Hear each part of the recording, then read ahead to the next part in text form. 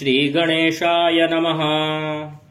हरिः ओं मा गणानां त्वा गणपतिगुं हवामहे प्रियाणां त्वा प्रियपतिगुं हवामहे निधीनां त्वा निधिपतिगुं हवामहे वसो मम आहमजानि गर्भधमा त्वमजासि गर्भधम् गायत्री त्रिष्टुप्जगत्यानुष्टुप् पङ्क्त्या सह बृहत्यश्निहा काकुप्सूचिभिः शम्यन्तु त्वा द्विपदाजाश्च तुक्पदास्त्रिपदाजाश्च षट्पदाः विच्छन्दाजाश्च सच्छन्दाः शूचिभिः शम्यन्तु त्वा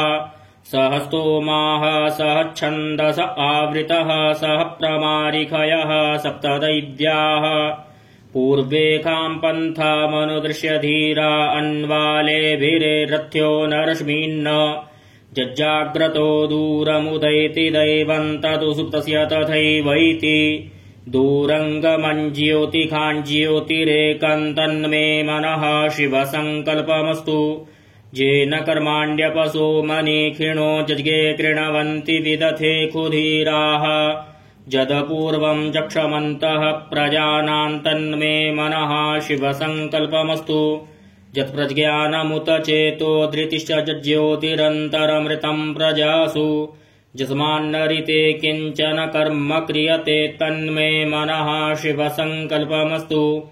येनेदं भूतं भुवनं भविष्यत्परिगृहीतममृतेन सर्वम्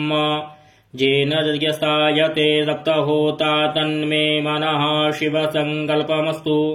यस्मिन्द्रिचः सामजजुगुंखि यस्मिन् प्रतिष्ठिता रथनाभाविवाराः